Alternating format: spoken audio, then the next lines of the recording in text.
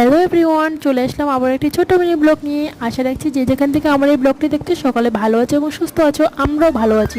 আজকে সন্ধ্যার সময় তৈরি হয়ে নিলাম, প্রিয়াংশুকেও তৈরি করে দিয়েছি, ওর পাপাও রেডি হয়ে গেছে, কারণ যাবো হচ্ছে ওর পাপার বন্ধুর বাড়িতে, কারণ ওখানে আছে কালী পুজো আছে, সেখানে আমাদেরকে নিমন্ত্রণ করেছে।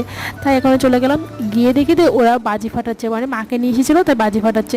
এদিকে দেখো প্রিয়াংশু তো বসে আছে যে বাজি ফাটানো দেখবে, তাই বাজি ফাটানো দেখে চলে গেলাম ভিতরে, গিয়ে মাকে প্রণাম টনাম করে অনেকক্ষণ বসে টসে চলে গেলাম খাবার জায়গায় গিয়ে অনেকক্ষণ বসেছিলাম, কারণ গড় বসানো হলে তারপরে সবাইকে প্রসাদ দিবে।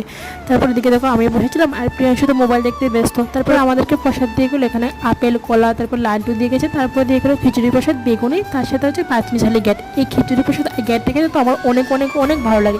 তোমাদের কার কার ভালো লাগে তা অবশ্যই জানিও। খাওয়া দাওয়া শেষ করে চলে আসলাম নিচে, আবার এসে অনেকক্ষণ বসে টসে শুনলাম। এদিকে ঠাকুরমশাই পুজো শুরু করে দিয়েছে আর সবাই মিলে মার জন্য ভোগ নিয়ে এসেছে। তারপর অনেকক্ষণ বসে টসে চলে আসলাম বাড়িতে। ভিডিওটি কেমন লাগলো তা অবশ্যই জানিও। ভালো লাগলে লাইক অ্যান্ড সাবস্ক্রাইব।